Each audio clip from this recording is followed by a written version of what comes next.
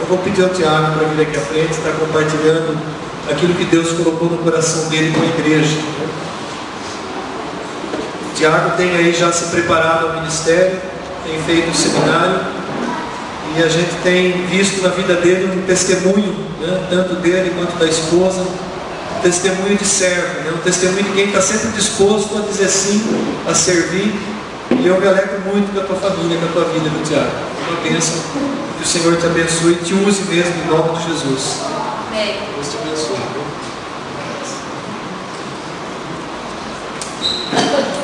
Boa noite, irmãos, graças a Deus. Essa canção, né, que nós estávamos cantando agora, falamos sobre todo o nome. O Espírito Santo me fez lembrar de uma pregação. Um pastor chamado Josué Irion, ele estava pregando no Chile e estava sendo gravado, né? Estava sendo filmado a pregação. E tinha uma faixa escrita Jesus. E ela estava de frente para uma janela. E a janela estava aberta. E conforme a janela aberta, o vento batia e a faixa subia e voltava. Subia e voltava. E num determinado momento, esse pastor, ele parou assim a pregação e falou assim para o câmera, falou, para de me filmar. Não, eu não sou nada, não filma não, filma aquilo ali, olha que coisa mais linda, filma aquele nome ali, né, que estava escrito Jesus na faixa. E na hora que o câmera virou para lá para filmar a faixa, o câmera se dobrou, se ajoelhou, virou a câmera de frente para ele e começou ali a confessar a Deus os seus erros, os seus pecados. Ali ele se converteu, ele não era convertido, ele foi convertido ali ao Senhor. Somente pela faixa escrito Jesus, né? Então, esse nome é poderoso, irmãos. Esse nome tem todo o poder, né? Glória a Deus. Gostaria de compartilhar com os irmãos uma palavra, está aqui em Mateus, no capítulo 13, amém? Mateus 13, versículos 10 ao 12. Nós vamos estar falando com relação, irmãos, ao propósito ao qual nós somos chamados, amém? Evangelho de Mateus, capítulo 13, dos versículos 10 ao 12, diz assim: E acercando-se dele, os discípulos disseram-lhe: Por que lhes falas por parábolas? E ele respondendo disse-lhes: Porque a vós é dado conhecer os mistérios do reino dos céus, mas a eles não lhes é dado. Porque aquele que tem, se dará, e terá em abundância, mas aquele que não tem, até aquilo que tem lhe será tirado. Amém? Amém. Como o pastor falou no início aqui, né, irmãos? Nós estamos vivendo realmente dias difíceis. Dias em que a igreja de Cristo tem atravessado nessa terra, nesses últimos dias realmente complicados. A igreja ela tem que se modernizar, e realmente ela tem que se modernizar. A igreja ela tem que acompanhar sim a modernidade. Ar-condicionado, acessórios a mais na questão de louvor, até mesmo da pregação, tudo isso, irmãos, é bom e é normal, não tem problema nenhum. Só que a igreja ela pode se modernizar. O que a igreja não pode é se mundanizar. Existe uma diferença entre modernizar e mundanizar. E nós vamos estar falando aqui, irmãos, com relação a duas classes de pessoas, né, que caminhavam com Jesus e que está referente a esse texto. E essas duas classes nós vamos estar apresentando características, né, dessas duas classes de pessoas. Porque não é aquilo que eu falo que eu sou que significa que eu sou, mas são as minhas atitudes que dizem quem eu sou. Assim como o presbítero Davi ensinando aqui na escola dominical, domingo, né? Ele falou, né, que nossas atitudes falam muito mais alto e nós quase não ouvimos as nossas palavras. É verdade, irmãos, as nossas atitudes é que dizem quem somos. Nós vamos estar falando aqui com relação, irmãos, a ser multidão ou ser discípulo. O que caracteriza cada uma dessas classes de pessoas? Ser multidão ou ser discípulo? O que caracteriza? O que marca cada uma? Claro que eu não vou dizer aqui todas as coisas, porque tem muito mais coisas e eu só vou também mesmo compartilhando um pouco daquilo que o Senhor mesmo falou no coração. Mas nós vamos estar falando aqui com relação a isso daí, irmãos. Discípulo os irmãos bem sabem, é aquele que aprende, aquele que sabe. Foi aquele que é chamado por Jesus para aprender. E aquele que é chamado também por Jesus por ele aprender, para ele também ensinar. E logo de cara, irmãos, vou dizer que existe uma semelhança e uma diferença entre essas duas classes de pessoas, né? A semelhança é que ambos caminham com Jesus, ambos percorrem o caminho com Jesus, tanto a multidão quanto os discípulos, eles percorrem o caminho com Jesus. Porém, irmãos, a diferença é que a multidão acompanha Jesus e os discípulos andam com Jesus. É diferente. Eu posso acompanhar, por exemplo, a seleção brasileira de futebol. Posso saber onde eles vão jogar, posso saber quem são os jogadores que compõem a equipe. Eu acompanho, é diferente. Agora, se eu andar com eles, eu vou saber internamente como que funcionam as coisas. Então a multidão, ela somente acompanha Jesus. Porém, os discípulos são aqueles que andam com Jesus, aqueles que estão próximos de Jesus. E aqui algumas características nós vamos começar a enumerarmos, primeiramente da multidão. Uma delas é que a multidão, eles buscam somente a novidade do momento. Jesus, ele era uma novidade, ele era uma grande novidade, né? Ele curava, ele alimentava as multidões, e aquilo começou a correr por todos os lugares que ele ia. As pessoas diziam: olha, chegou aqui aquele de quem temos ouvido falar, que cura, que alimenta, que liberta. Porém, irmãos, a multidão, elas só estavam buscando a Jesus por aquilo que ele era, uma novidade do momento. E muitos de nós, irmãos, às vezes precisamos analisar, assim como foi falado, né, que estamos vivendo realmente dias difíceis. Precisamos analisar qual tem sido o nosso referencial, o que nós temos buscado, amém? Se nós temos buscado o referencial no cantor gospel que vende CDs, ele é o nosso referencial. O famoso pregador, é ele que é o nosso referencial. Buscamos aquilo que é referencial do momento, ou buscamos aquilo que é o alicerce sólido, que é a palavra de Deus, amém? Não é porque, irmãos, a pessoa prega bonito, canta bonito, vende muitos CDs, está nas paradas de sucesso, está na boca do povo, na boca da multidão, que significa que ele é um referencial para as nossas vidas. E tudo aquilo que ele diz, nós vamos ouvir, vamos acatar e vamos lá já de cara: não falou, foi ele que falou, então foi Deus que falou, então está tudo certo. Existia um grande avivalista no século XVIII chamado Jonathan Edwards, e esse avivalista, muitos depois citaram esse avivalista, né? Martin Lloyd-Jones, J. Parker citaram esse avivalista. Ele foi alguém que estudou, uma forma de avivar a sua geração da sua época, a geração da sua época. E uma das coisas que ele se deparou com relação ao avivamento foi de duas coisas, dois extremos, que muitas vezes nós cristãos acabamos fazendo, né? Dois extremos que nós tratamos.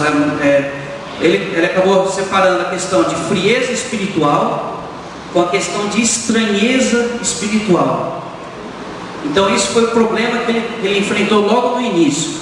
Aquilo que Paulo fala, né, com relação a não extinguirmos o Espírito Santo na igreja, e aquilo também que João fala para provarmos se todo o Espírito vem de Deus ou não. Então ele já logo de início teve que tratar com relação a essas duas questões.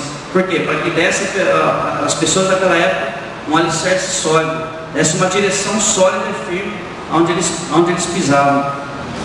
E com relação a nós sabermos diferenciarmos se o Espírito, provarmos, né, no caso que João fala, se o Espírito ele vem de Deus ou não, com relação a isso os irmãos vão estar aprendendo na escola dominical, né?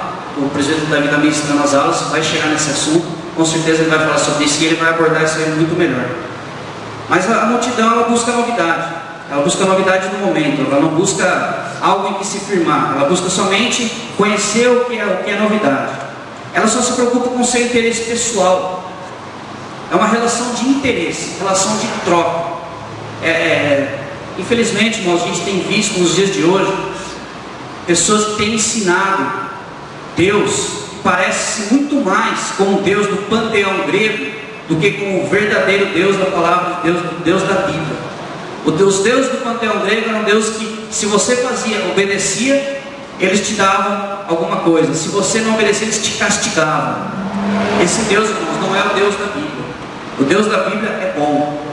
Como o pastor falou, apesar de nós, Deus é bom. Apesar das nossas vidas, Deus é misericordioso. Então, existe sim, irmãos, o princípio da obediência. Mas isso com relação a outra questão, irmãos, não com relação... Porque nós não merecíamos ser salvos. E Deus mesmo assim nos salvou. Então, irmãos, essa relação de interesse é algo que, infelizmente, irmãos, é algo que não é bíblico, é algo que não agrada o coração de Deus. Uma das coisas que aconteceu, e os irmãos conhecem bem, é a questão da multiplicação dos peixes, né? E a multidão, quando foi alimentada por Jesus ali, né? Logo depois o mestre começou a ensinar e a multidão começou a dispersar. A multidão, ela se encantava, ela se maravilhava com o ensino de Jesus. Só que elas não queriam o ensino de Jesus, eles queriam aquilo que Jesus podia dar, mas não queriam se alicerçar no mestre. Então era uma relação de interesse. Logo depois que Jesus alimentou ali a multidão, né? Posso até imaginar aqui que um pai, ou Jesus começou a ensinar, e um pai ali insensato, né, deve ter se virado para os seus filhos, ali para a sua família, e falou: bom, já está todo mundo aí de barriga cheia, bom, então beleza, não tem mais nada a fazer aqui, vamos todo mundo para a nossa casa. Então, irmãos, é dessa forma que a multidão trata Jesus, com desinteresse, ou melhor, com interesse, somente naquilo que lhes interessa, somente naquilo que lhe interessa, e não pensando acima, pensando como um discípulo, que nós vamos ver depois mais à frente. Calma, por enquanto só a multidão, depois nós vamos ver coisa boa. Amém. A multidão também não tem compromisso, eles não têm compromisso com Jesus. Ao mesmo tempo que dizem Hosana ao filho de Davi, a multidão também fala crucifica-o. A multidão não tem compromisso, eles não se alicerçam em nada, eles simplesmente vão na onda. Bom, o que a maioria está falando? A maioria está falando que ele tem que ser crucificado, então crucificam. Amém, irmãos? Claro que nós podemos aqui pensar, bom, e o apóstolo Pedro, né, que naquele momento ele vacilou ali, mas aquele, irmãos, foi um momento humano de Pedro, como nós todos temos. Amém? Pedro, se nós vermos também no Evangelho, Pedro, se não me engano, no Evangelho de João ou de Lucas, Pedro tem um momento que ele corta a orelha, acho que é o Evangelho de João mesmo, que ele corta a orelha de um soldado. Naquele momento o ímpeto dele foi defender o seu mestre. Só que depois ali, na hora que Jesus estava sendo castigado e que Pedro foi reconhecido como um dos seus discípulos, Pedro ali vacilou num momento humano, num momento que nós todos temos. Até uma comparação, de repente você pode estar andando de carro aí e bater o carro, um exemplo, só dando um exemplo, eu no caso posso estar andando de carro e bater o carro. Qual que é a minha primeira reação? Eu não vou falar para os irmãos e eu duvido que alguém aqui vai dizer que a primeira reação, o primeiro pensamento é: não, vou parar e vamos ver o que dá para fazer e vamos ver se eu estiver errado, vamos ver o que a gente tem que fazer para acertar, para pagar as partes. Não, mas o primeiro pensamento que ocorre na nossa cabeça: se não tiver ninguém perto, vou fugir, vou sair fora. E foi isso que aconteceu com Pedro. Foi um momento de fraqueza. Só que depois, à frente, quando Pedro ouviu o cantar do galo, a palavra de Deus fala que Pedro se arrependeu amargamente. Essa palavra amargamente, irmãos, ou seja, Pedro realmente se arrependeu daquilo que ele havia feito, negado o seu mestre. Porém, Pedro não tem nada a ver com a multidão, né? A multidão, como foi falado, é aqueles que não têm compromisso, né? Aqueles que vão na onda do momento. Outra questão, irmãos, a multidão, ela se preocupa exageradamente com coisas desta vida. Nessa mesma passagem, Jesus aqui ele cita, logo mais anteriormente, Jesus cita a parábola do semeador. Parábola, irmãos, é uma narrativa curta, não é uma fábula como às vezes a gente possa imaginar. É uma narrativa curta, não é uma narrativa detalhada da história, é uma ilustração ou de algo real, ou uma ilustração de alguma coisa que ou é um acontecimento real, uma narrativa do acontecimento real, ou uma ilustração de algo real, mas não é uma fábula. Porém é uma narrativa curta, não é uma narrativa detalhada minuciosamente. E na parábola do semeador, Jesus fala com relação a isso, com relação a pessoas que deixaram a palavra de Deus ser sufocada na vida dela. Ele fala com relação à semente que caiu na beira do caminho, com relação à semente que caiu no meio das pedras, e com relação à semente que foi sufocada pelos espinhos. Ou seja, essa semente os irmãos conhecem, a palavra de Deus, a qual não germinou por causa dos cuidados exagerados desta vida. Então ela não germinou, ela não produziu frutos. E assim também, irmãos, é a multidão que pensa. Ou seja, se ele não tem nada a me oferecer, então para mim eu não quero. Só se preocupa com essa vida. Os embaraços dessa vida fazem com que eles abandonem a fé, percam a fé em Jesus. E isso, irmãos, é algo que o Senhor Jesus citou aqui nessa passagem do semeador. E acho que, creio que a pior de todas elas é a questão do terreno, da semente que caiu em terreno espinhoso, que é o terreno que sufocava a palavra, os cuidados, como ele mesmo fala aqui, né? Os cuidados, explicando depois aos seus discípulos, os cuidados exagerados dessa vida, né? Fizeram com que a pessoa, claro, devemos estudar, claro, devemos trabalhar, tudo isso é digno e é normal, mas tudo isso, irmãos, tem que ser feito também, não só pensando nisso e não só colocando isso como prioridade nas nossas vidas, porque Jesus mesmo falou, né, que se nós não podemos servir a dois senhores, né? Nós temos que priorizar um Senhor, assim como ele também fala em Mateus, né? Buscar em primeiro lugar o reino dos céus e a sua justiça, e as demais coisas serão acrescentadas.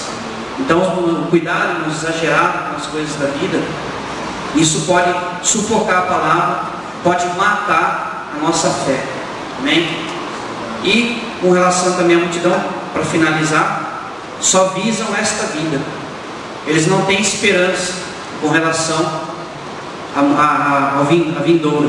No versículo 14 desse mesmo texto, Jesus cita aos seus discípulos: e nele se cumpre a profecia de Isaías, que diz: ouvindo, ouvireis, mas não compreendereis, e vendo, vereis, mas não percebereis. Aqui Jesus cita uma passagem do profeta Isaías com relação à multidão. Eles ouviam Jesus, porém não compreendiam, e eles viam Jesus, porém não viam também, porque não viam de maneira não discerniam quem era Jesus. Por quê? Porque só pensavam nas coisas dessa vida, não pensavam no reino, mas pensavam somente no reino desta terra e não no reino do Pai. Amém? Agora, com relação aos discípulos, com relação ao discípulo, o que caracteriza um discípulo do Senhor? Ele busca um alicerce, um fundamento sólido. João 1:40 do 45, João 1:40-45, aqui narrando o encontro de alguns discípulos com Jesus. 1 do 40 ao 45. Era André, irmão de Simão Pedro, um dos dois que ouviram aquilo de João e o haviam seguido. Este achou primeiro a seu irmão Simão e disse: achamos o Messias, que traduzido é o Cristo. E levou a Jesus, e olhando Jesus para ele disse: tu és Simão, filho de Jonas, tu serás chamado Cefas, que quer dizer Pedro. E no dia seguinte quis Jesus ir a Galiléia, e achou a Filipe e disse: segue-me. E Filipe era de Betsaida, cidade de André e de Pedro. Note que eles eram da mesma cidade, ou seja, eles haviam se comunicado, haviam dito: olha, encontramos o Messias. Filipe achou Natanael e disse-lhe: havemos achado aquele de quem Moisés escreveu na lei e de quem escreveram os profetas, Jesus de Nazaré, filho de José. Então o discípulo, irmãos, é aquele que busca uma base sólida, um fundamento sólido, aonde se alicerçar, aonde arraigar e fundamentar a sua fé. Os discípulos aqui, eles estavam procurando o Messias, eles não estavam simplesmente procurando um milagreiro, simplesmente procurando um curandeiro. Não, eles estavam procurando a quem poderia ressignificar as vidas deles, a quem poderia ser aquele que poderia mudar, transformar por completo, não somente nesta vida, mas mas principalmente no mundo vindouro, da qual eles esperavam, porque eles tinham conhecimento da lei de Moisés, que Moisés havia dito, que viria um deles mesmo, da própria linhagem deles, dos judeus, que seria o Messias, que ele seria aquele que estabeleceria o reino de Deus entre eles. Amém? Então o discípulo é aquele que entende isso. Ele também entende, irmãos, o discípulo de Cristo, o verdadeiro discípulo. Isso, irmãos, note que eu estou falando que somos nós, amém? Somos pessoas que buscam isso, ou seja, buscam ser discípulos. Porém, isso a gente tem que notar as características para nós vermos se estamos caminhando como discípulos ou como multidão. A multidão que eu falo não é a pessoa de fora. A multidão que eu falo somos nós que temos que analisar se estamos caminhando como multidão ou andando como discípulos. Amém? Isso eu falo para mim também, não estou falando para ninguém aqui. Isso começa de mim que estou com a palavra, amém? Então o discípulo, irmãos, é aquele que também ele crê para depois ele entender. Primeiro ele crê para depois ele entender. Nós não entendemos para crer, amém? Existe uma teologia aí fora, irmãos, chamada teologia liberal, e nada mais são do que os gnósticos do mundo dos nossos dias de hoje. Nós estamos aprendendo sobre a questão do gnosticismo com o presbítero Davi, e são pessoas que querem entender a Deus pela razão. Eles querem compreender a Deus pela mente humana. Irmãos, não dá. Alguém aqui esquadrinhou a mente de Deus? Ninguém, irmãos, ninguém. Quem deu a ele para que Deus, bondade, misericórdia e graça, não tivesse revelado a nós?